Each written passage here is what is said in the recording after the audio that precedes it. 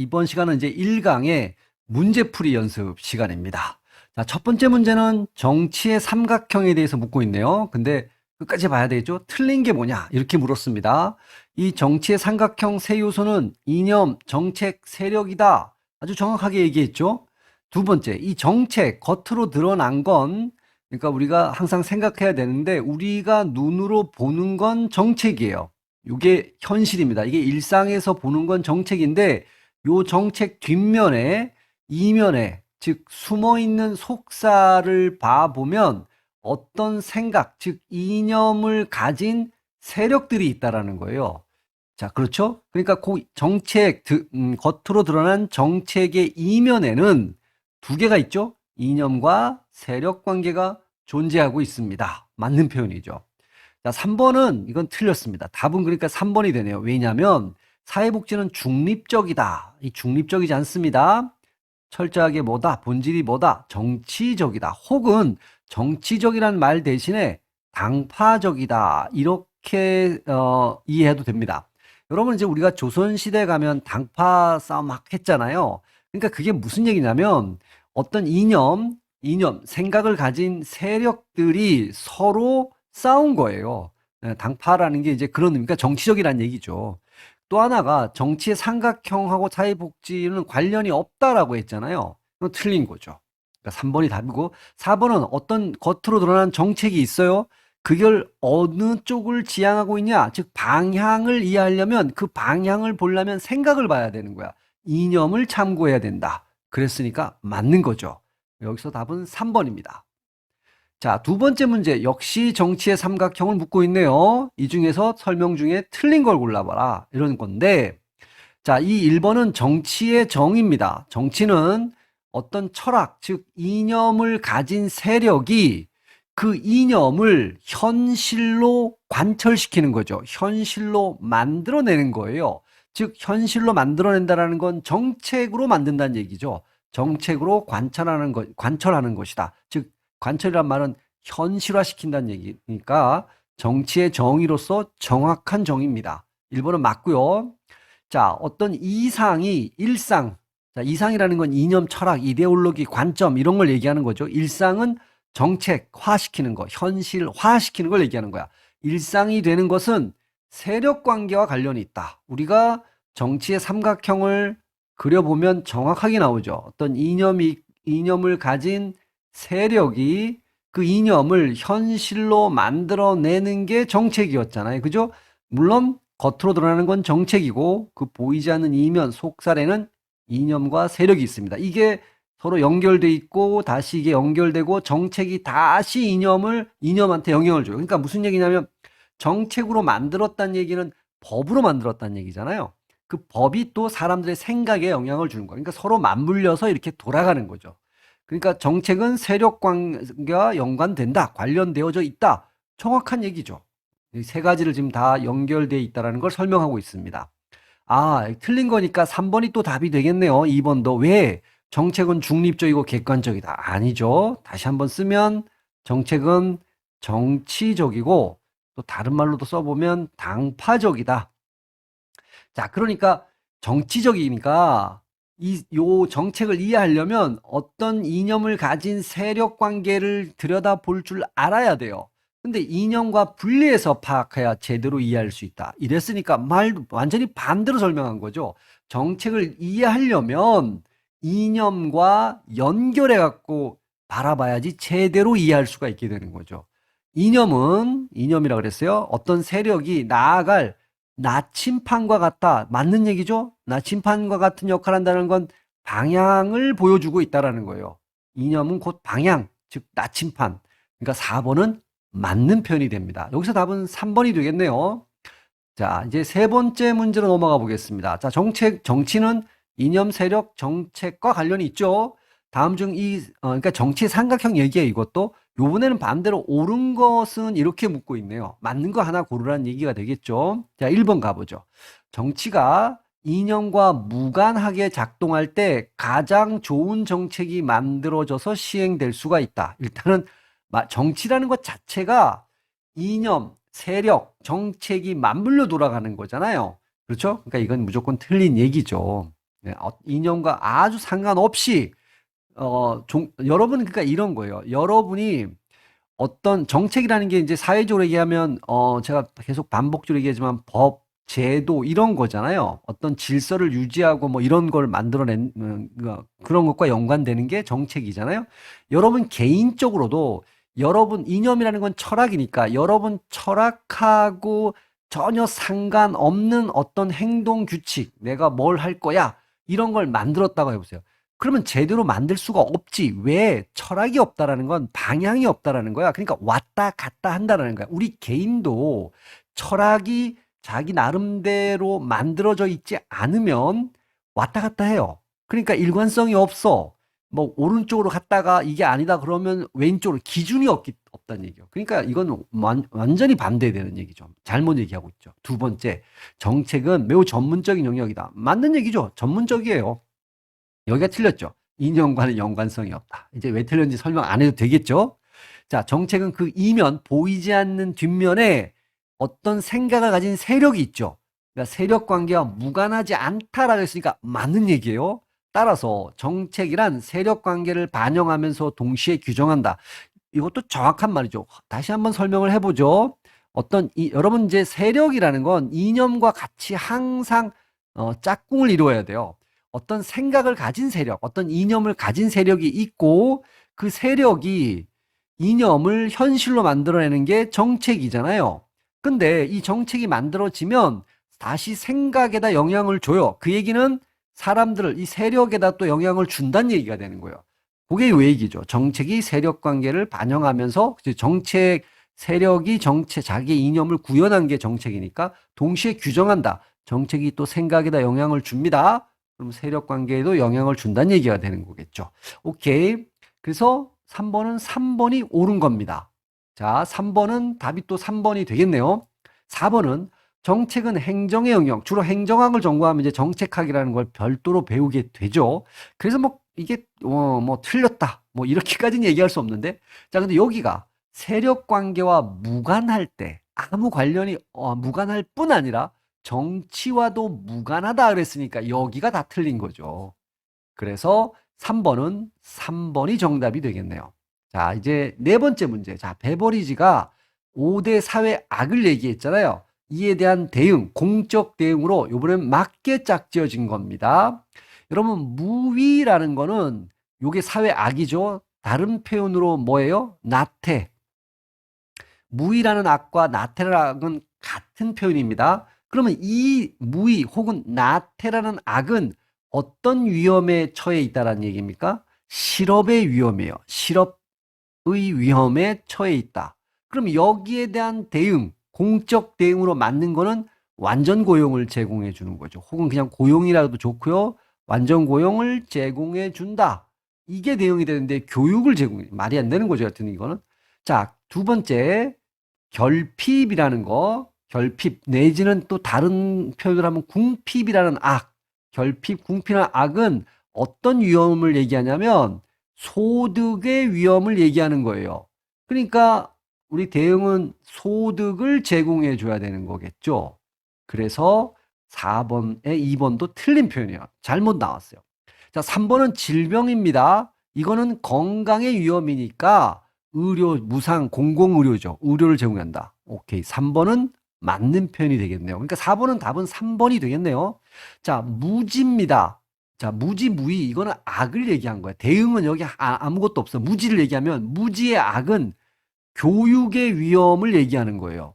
위험으로 얘기하면. 그러면 여기에 대한 대응으로 맞는 거는 뭐냐면 교육을 제공해 줘야 되는데 정확하게 하면 무상 혹은 의무 교육. 돈 안 들어가는 거죠.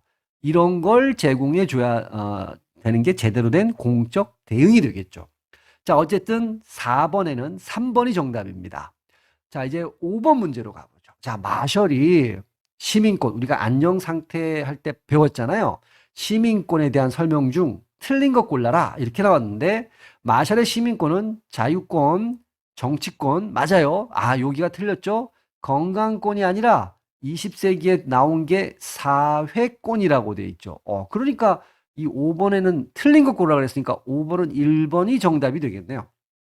자, 자유권은 언론, 출판, 집회, 결사, 뭐 사상, 표현의 자유, 이런 자유가 해당된다 했으니까 맞는 표현이죠. 정치권, 참정권에는 선거권과 피선거권이 있다. 맞죠?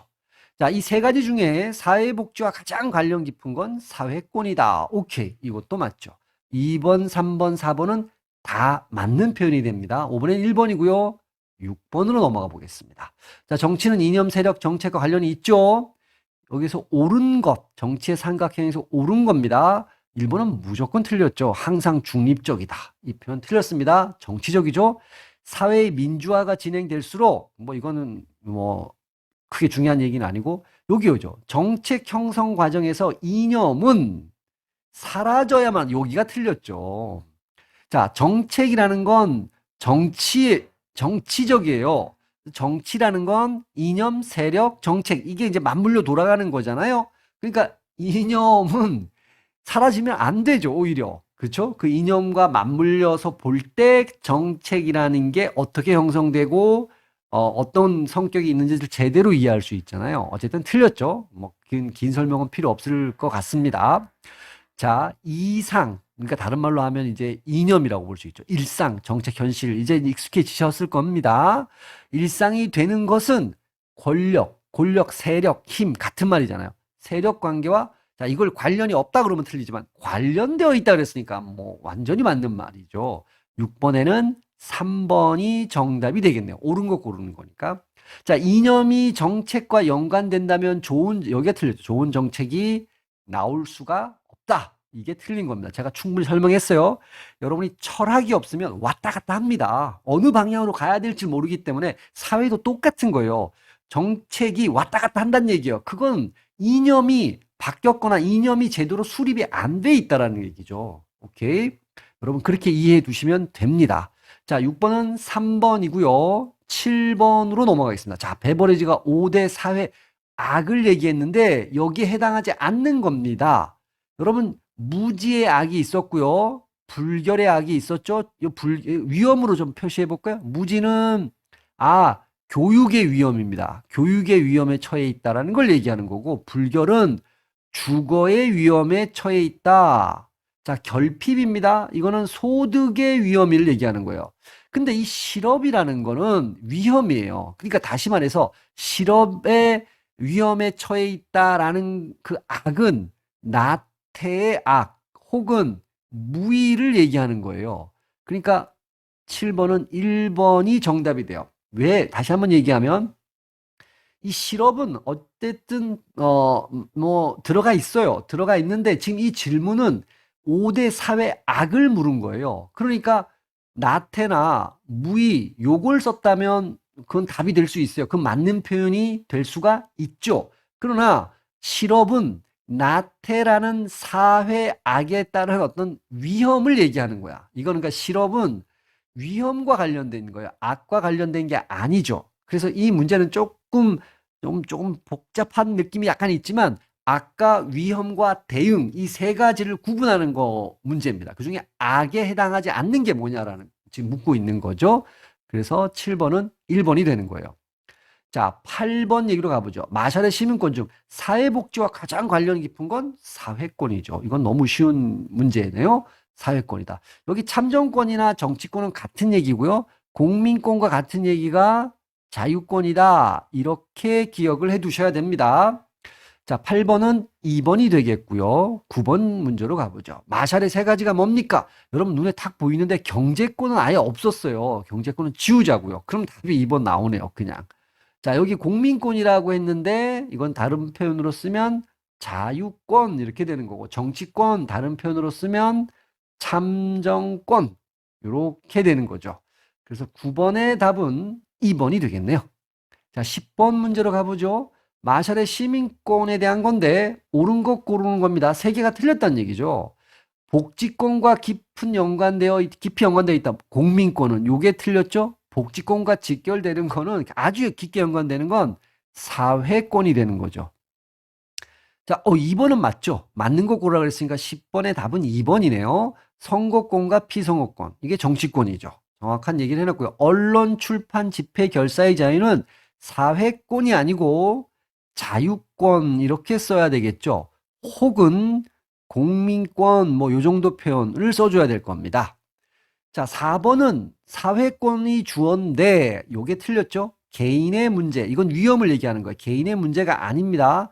사회, 굳이 얘기하면 사회의 문제.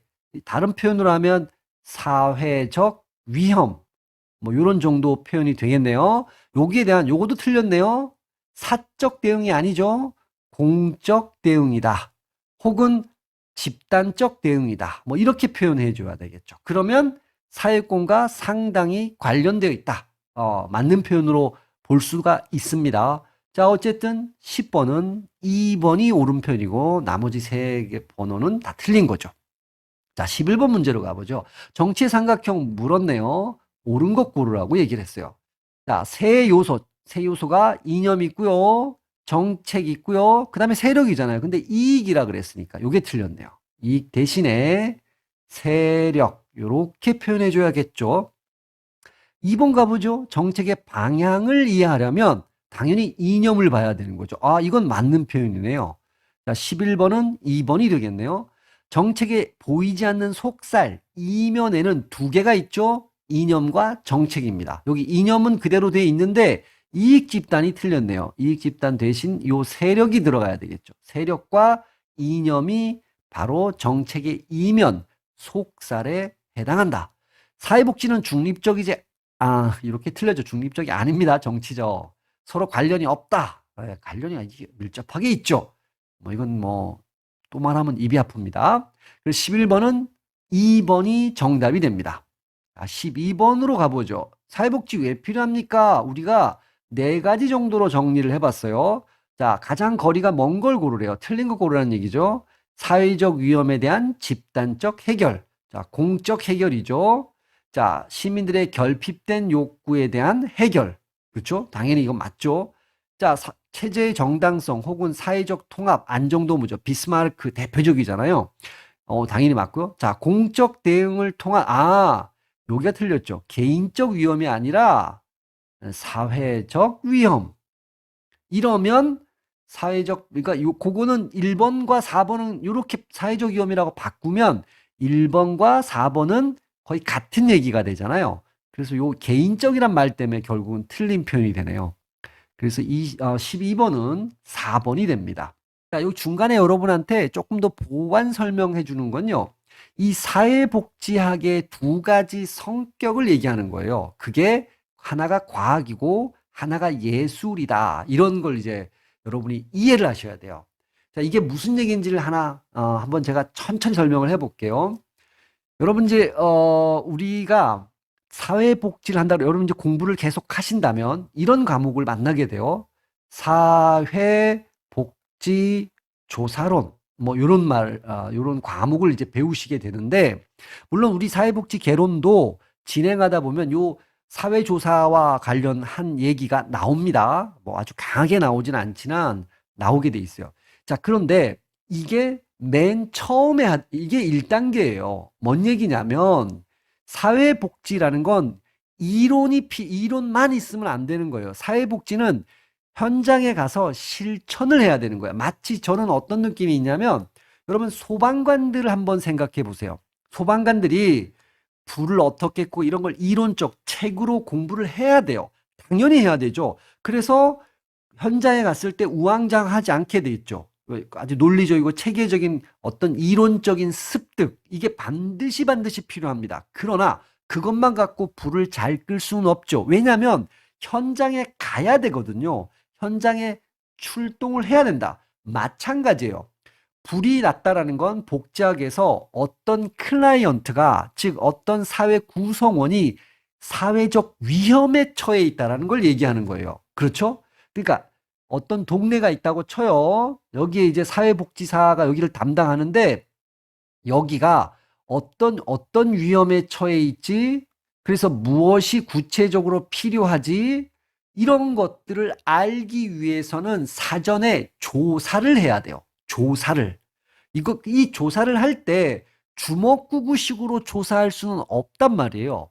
아주 과학적이고 전문적이고 체계적으로 조사를 해야 돼요. 그러니까 전문적 개입을 해야 된단 말이에요. 그러기 위해서는 이 조사를 반드시 과학적으로 해야 된다는 얘기예요. 그 얘기는 체계적으로 해야 된다는 얘기예요. 주먹구구식으로 조사하면 안 된다는 얘기예요.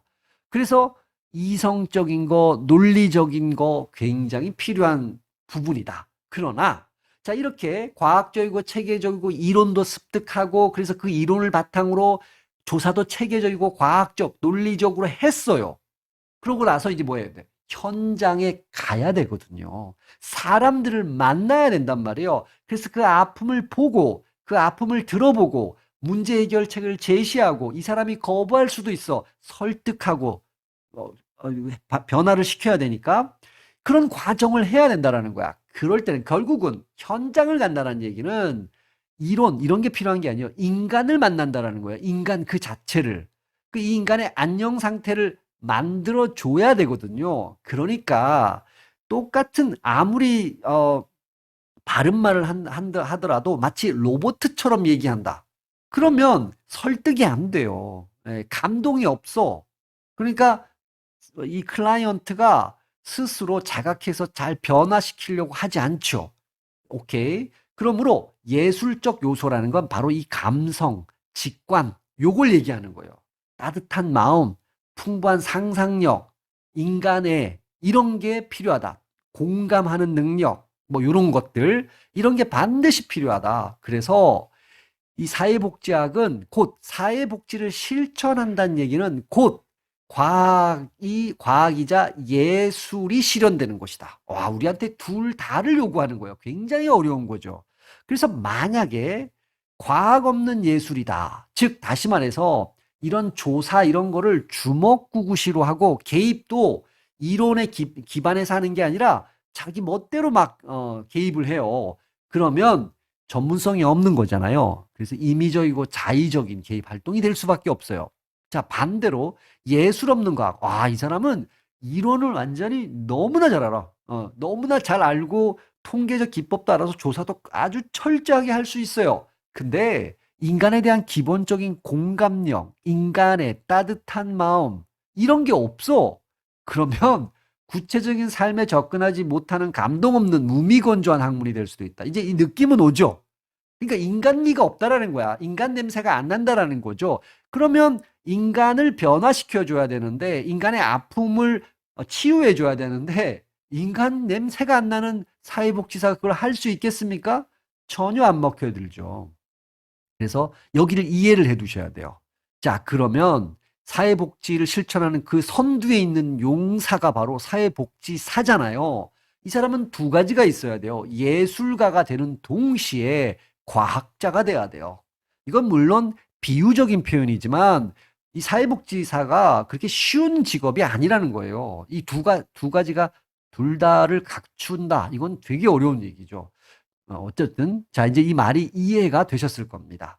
자 여기에서 이 과학적이라는 건 이제 대충은 알 수 있죠. 느낌이 오잖아요. 논리적이고 이성적이고 따지고 분석하고 이론을 배우고 통계적 기법을 처리해 보고 뭐 이런 거예요.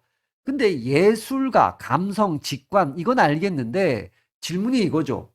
구체적으로 이 사회복지학이 갖는 예술가적 자질, 다시 말해서 사회복지사가 갖추어야 될 예술가적 자질에는 어떤 것이 있느냐? 이런 질문이 나옵니다. 여기에 대해서 셰퍼 호레이 씨가 다음과 같이 정리를 해줬어요. 아, 이런 예술가적 자질이 필요합니다. 첫 번째가 동정입니다. 동정. 그러니까 이 동정이라 그러면 우리가 좀 느낌이 안 좋잖아요. 동정, 불쌍히 여기는 건데 사실 그냥 쉽게 이렇게 생각하면 되죠. 아, 이 사람 참 안 됐네. 이런 마음이 있어야 되지. 갔는데, 그죠? 자, 그 동정, 그걸 그렇게 표현할게요. 또 하나, 고통에 직면하는 용기가 필요하다라는 거예요. 여러분 이제 아까 전에 제가 소방관 얘기를 했는데 현장에 가면 정말 그 끔찍한 장면이 있죠. 근데 그걸 외면하면 안 돼. 외면하면 가서 그 사람을 구할 수가 없어. 예를 들어서 막 온몸에 화상을 입고 불에 탄 끔찍한 장면이 있어요.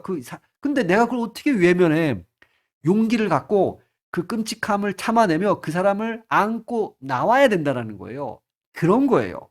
자, 아픈 마음 들어야 되고요. 그 현장에 갔을 때 굉장히 고통스러운 많은 모습들이 있을 거야. 그거에 대해서 회피하지 않고 맞닥뜨릴 수 있는 용기.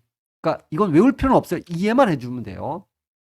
자, 원조 관계, 도와주는 관계를 수립하는데 생산적이어야 돼요. 의미가 있어야 돼요. 그러니까 어, 사회복지사가 갔는데 맨날 동일한 일만 반복돼. 뭐 그냥 형식적으로만 간다. 그러면 안 된다라는 거죠. 실제로 도와주는 관계, 아주 생산적이고 의미 있는 원조 관계, 도움을 주는 관계를 만들어내는 능력. 그리고 결과적으로는 도움을 줘서 이 사람을 현재 상태와 다르게 변화를 시켜야 되잖아요.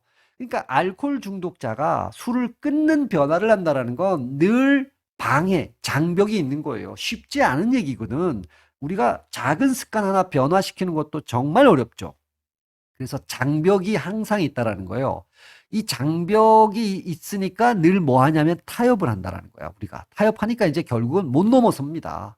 그러니까 이 변화에 저항하는 어떤 저항이 있다는 얘기입니다. 변화하려고 할 때. 그거를 극복하는 창의성, 어떤 아이디어, 아주 기발한 아이디어가 있어. 이 사람이 술을 끊게 하는 이런 게 필요하다라는 거예요. 또 하나는 이제 희망과 에너지를 집어넣는 능력이죠. 예, 용기를 주는 거죠. 어떤 의미에서 제가 막 하다가 여러분 공부하는 거 쉽지 않거든요. 이 대학 레벨의 공부를 한다는 게 이건 아주 간단한 문제가 아니에요. 그런데 제가 할 수 있습니다. 뭐 이렇게 계속 해주면 그나마 용기가 좀 되잖아요. 이런 강의도 만들어서 제가 시간을 내서 만들어서 이렇게 제공해 드리면 여러분이 힘을 얻죠. 뭐 이런 겁니다. 자, 그 다음에 건전한 판단력. 많은 상황에서 판단을 해서 어떻게 개입을 어떻게 할까? 굉장히 상식적이고 뭐 건전하다 그랬는데 사운드니스 하는 거죠. 건강하고 상식적이고 이상한 판단을 하면 또 곤란할까. 마지막은 또 뭐냐면 적합한 개인적 가치 뭐 이렇게 돼 있는데 굉장히 느낌이 안 오죠? 예를 들어서 이런 거예요. 요 느낌은 어떤 얘기냐면요. 예를 들어서 여러분 인간은 누구나 다 귀하죠. 그러니까 인간은 존엄해 라는 가치관. 이거 상식적인 거예요. 그러니까 인간에 대한 존엄성에 대한 가치 또는 한 사회 구성원으로서 어떤 사회적 책임감 이런 걸 다 사회복지사는 갖추고 있어야 된다는 거예요. 이 사회복지사가 있는데 인간에 대해서 기본적으로는 예의가 없어. 또 이 사회적인 구성원으로서 내가 뭘 해야 된다 이런 책임감도 가지고 있지 못해. 그런 가치관이 수립되어 있지 않아. 그러면 안 된다는 얘기예요. 오케이? 느낌은 이제 대충 오셨을 겁니다. 자, 이렇게 이제 요 얘기를 해보고요. 두 문제 더 풀고 마치도록 해보겠습니다. 자, 이런 거죠. 사회복지에 대한 전반적인 설명인데요. 거리가 먼 걸 고르라 했으니까 틀린 거죠.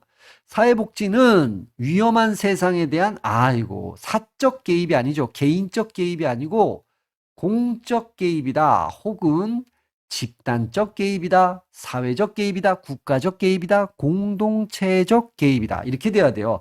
그러니까 13번은 1번이 틀렸습니다. 자, 나머지는 다 맞는다는 얘기죠.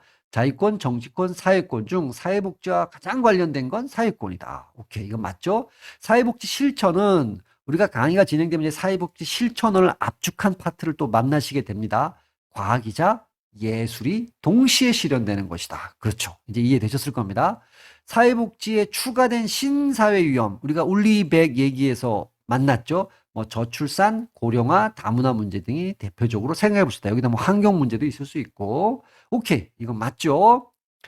자, 이제 14번 마지막 문제입니다. 조금 전에 우리가 셰퍼 호레이시가 한 예술가적 자질, 예술적 자질 얘기했잖아요. 거리가 먼 거니까 틀린 겁니다. 동정이 있고요. 고통에 직면하는 용기. 맞죠? 원조 관계인데 생산적이고 의미 있는 원조 관계. 오케이. 이걸 수립할 능력 필요합니다. 희망과 에너지를 불어넣는 능력. 오케이. 이것도 맞는 얘기죠. 그럼 4번은 변화에 대한 장벽, 저항이 있죠. 이걸 극복하는 타협을 하면 여러분 극복 못한다는 얘기죠. 타협성이 아니고 이걸 극복할 수 있는 창의성이 필요하다. 이렇게 고쳐줘야 되겠죠. 그래서 14번의 답은 4번이 되겠네요.